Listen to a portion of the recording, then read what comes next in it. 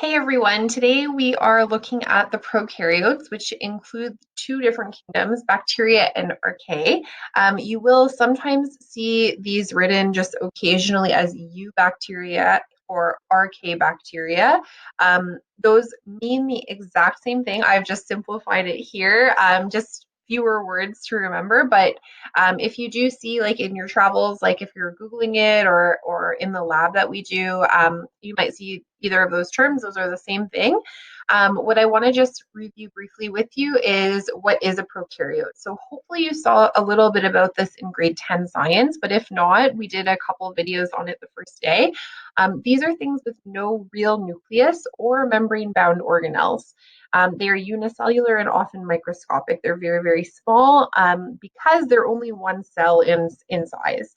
Now, I'm not going to read through all the notes because I feel you can do that on your own, but I do want to highlight a few things that are really important for you.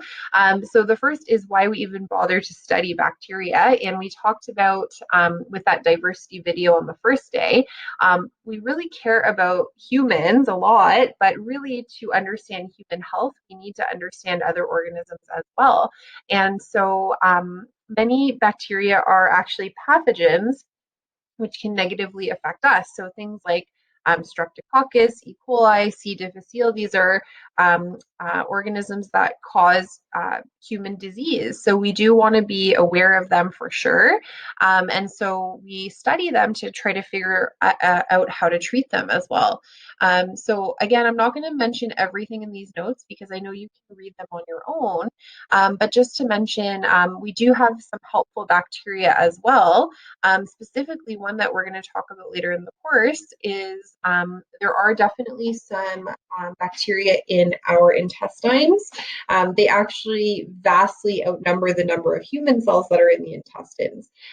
They are basically helping to make accessible vitamins to our bodies, which otherwise we wouldn't be able to have.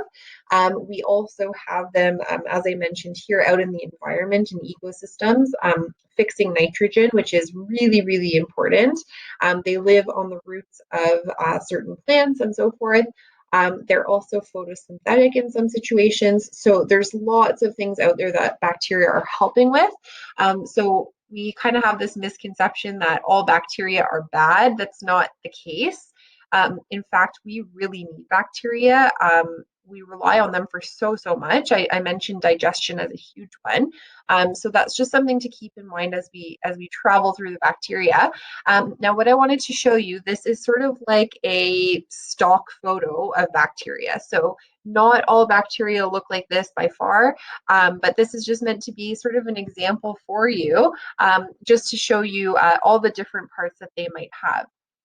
So I'm not going to read through each one of these. I just want to point out a couple really new things or important things. So one is the genetic material. So in the center here, I mentioned this name called a nucleoid. And a nucleoid is essentially an area where the DNA tends to be. So there's no membrane around the nucleus as we would see in an animal cell or in any of the eukaryotic cells. That's just a big grouping of essentially all the genetic material, all the DNA. We also have plasmid. Plasmid is also a piece of DNA that bacteria have. Plasmid can easily be transferred to other bacteria, and we're going to talk about that a lot when we get to genetic engineering.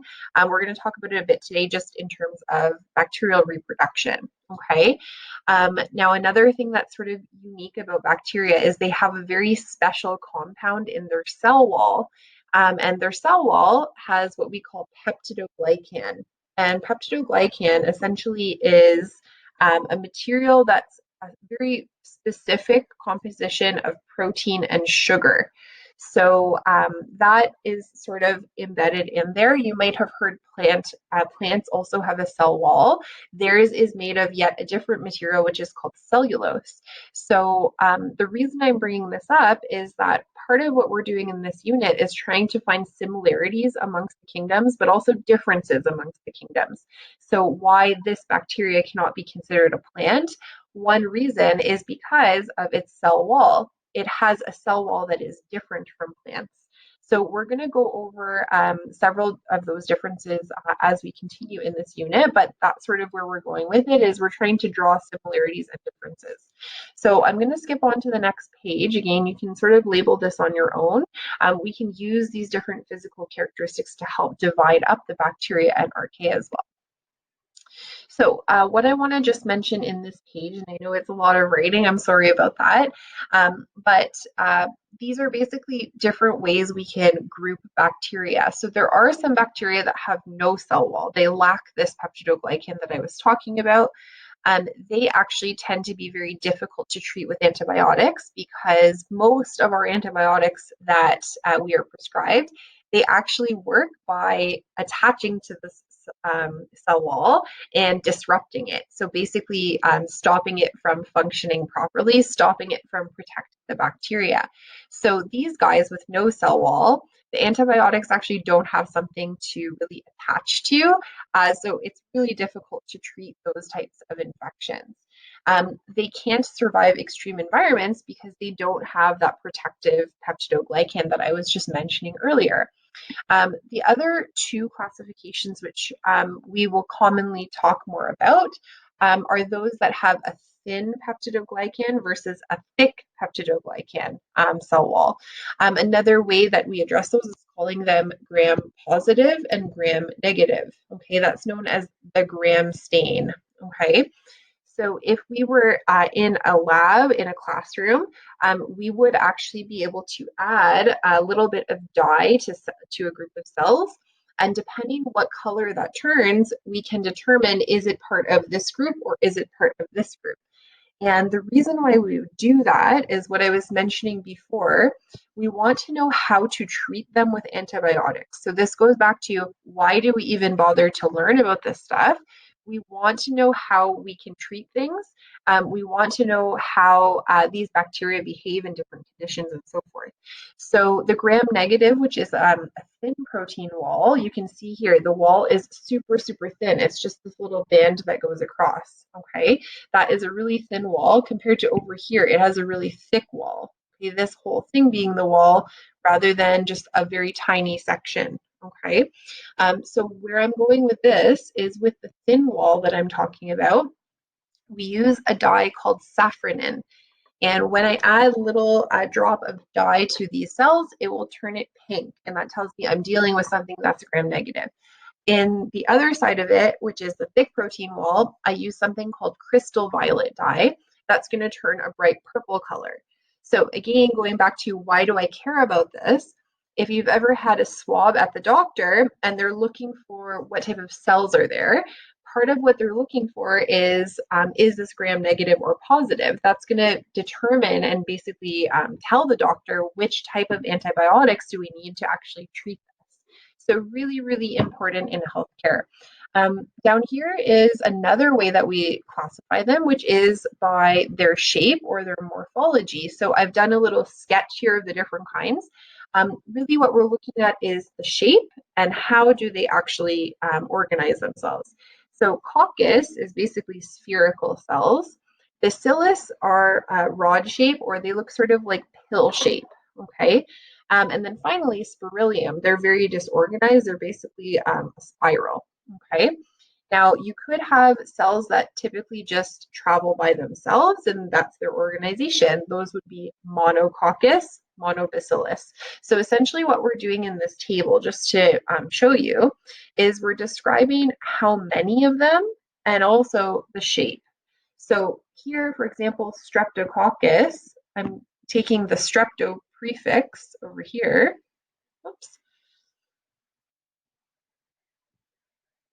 The strepto prefix and the coccus suffix, and I'm putting them together to form the word streptococcus. Now, Streptococcus does not represent just one species. It's a whole big family of different bacteria. So you might have heard of like Streptococcus pneumonia. That is a specific species that cause pneumonia in humans. So again, knowing about these patterns and how to organize them, that also helps us to be able to then take it one step further. And from there, we actually can know how to treat them. So the last thing I'll show you here is why are there crosses, these crosses here. The reason for these being here is that the spirillum do not associate in pairs. For example, they do not associate in strings. So you'll not see two spirals that come together and organize like that. The spirillum are just by themselves. So that's why that one is sort of crossed out on the side. We also use other methods such as respiration. And respiration, you might think of breathing for humans. What we're thinking about with bacteria, archaea, anything really, is whether it needs oxygen or not. So obligate means it needs it. Obligate aerobe would mean it needs oxygen to survive. Obligate anaerobe is the opposite. It actually will find oxygen to be toxic. Okay, it does not want to be in oxygen at all, actually. And finally, facultative aerobes. They're kind of, I would consider most dangerous because they can survive in either condition. They can survive with oxygen or without oxygen. So going on from there, we also look at metabolism. And I'm going to just tell you right now that this applies to things outside of bacteria as well. So autotrophic, meaning it makes its own food by photosynthesis as an example.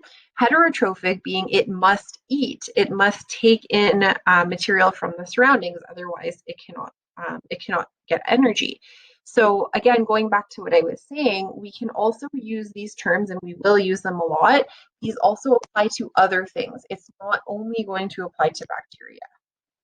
Okay. Whoops. Okay, my pen's not working well. Okay. So going on, a little bit of stuff about reproduction. Again, this is just different ways that bacteria can reproduce. We have two terms here, asexual and sexual reproduction. Asexual meaning that they're able to reproduce without a partner. So one parent, they're going to produce offsprings that have exact same DNA, exact same function, and so forth. Binary fission happens really, really fast. So this is where you would have a bacteria that can just reproduce on its own very, very quickly. Okay.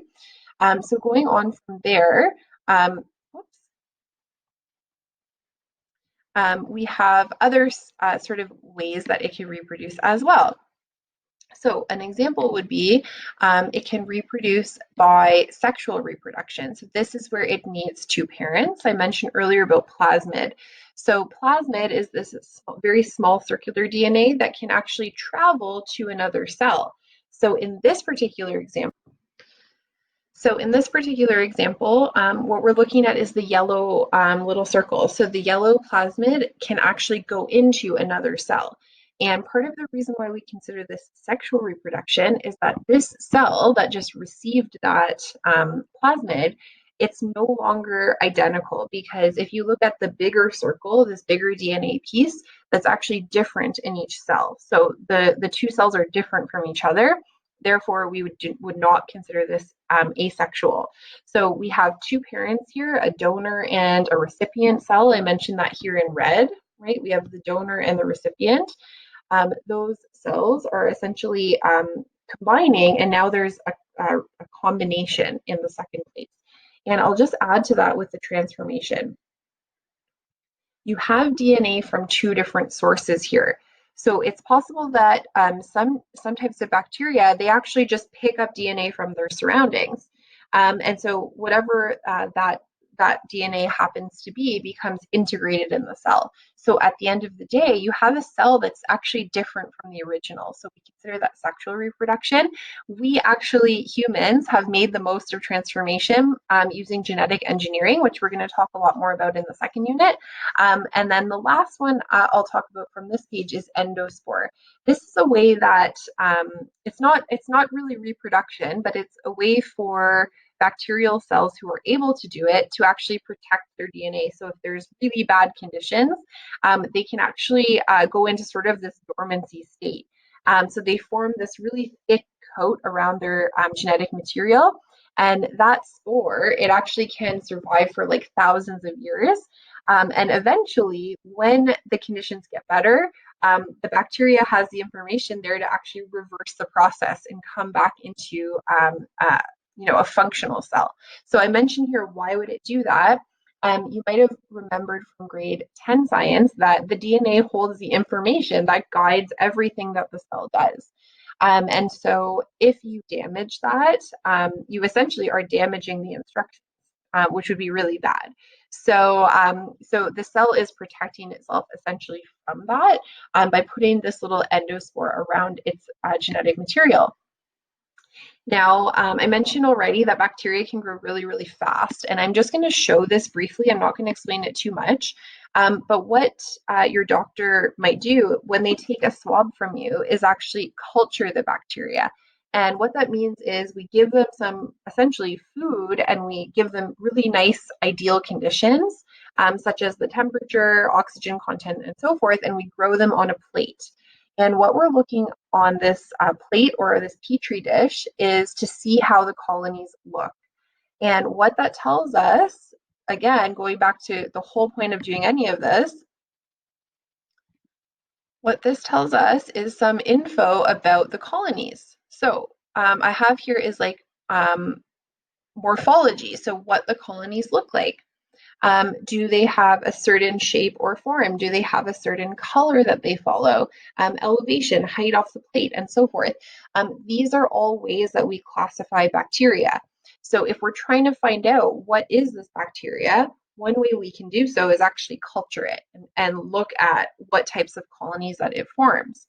So that's just some information about that. We're online, so we can't do it in person, unfortunately, but we're just using it as yet another way that we can classify bacteria. Now, the rest of the stuff on here, I'm going to let you guys read on your own. It's all about targeting microbes. So how do we kill them off of a surface, for example? And I'm sure, especially given the current conditions, a lot of you are using these similar things to try to destroy viruses. Viruses are a totally separate ballgame. We're going to talk about them another time. But these are all ways that we can protect ourselves from bacteria, whether it's on a surface or whether we're already infected and we want to get rid of them. So that's that part there. I'll allow you to read through on your own. I want to just briefly mention here, but bacterial resistance. So bacteria that become, unfortunately, immune to some of those treatments that were mentioned on the last page. So because bacteria can divide very, very quickly, they can also evolve really quickly. And what becomes dangerous about that is what we were using to treat bacteria, they can actually evolve to be immune to those treatments. And we're seeing that happen with viruses as well. Viruses do follow a very different pattern, which we'll discuss another day. But I want to look at how this happens in bacteria first. So just to mention on the colors here, which I know you all can see in front of you as well. The reason for the colors, I want to just show this purple population is original. So this population is not immune to the antibiotics. Suddenly one individual will get a mutation. And you learned in grade 10, mutations can be caused by an environmental factor, but they can also be spontaneous or random mutations. Whatever the case might be, one of them ends up having a mutation. And it is lucky because it turns out that mutation makes it immune to antibiotics. It means they won't be killed by antibiotics. So when you treat yourself with antibiotics, all of the purple ones from the original population, they'll get killed off. But the red one will actually be able to survive. So even if it's only one cell, we talked about before, it can divide very, very, very quickly just from its own first cell, making lots of copies of itself. And then over time, you end up with a whole bunch of these resistant ones. Now, part of the issue with this is, unfortunately, these become really hard to treat. So if the whole population of these are immune, I'm either going to have to give very, very strong antibiotics. In some cases, that won't even work. So this is a huge, huge problem in our hospitals right now because people are getting these resistant bacteria and they're really not able to treat them. So the quality of life is very different. Now, when we move on to the last section is the archaea. The archaea we can also classify using all the same things as the bacteria. So I'll just say that to start off. That's a common misconception, but we can use the exact same things as before, as we just talked about.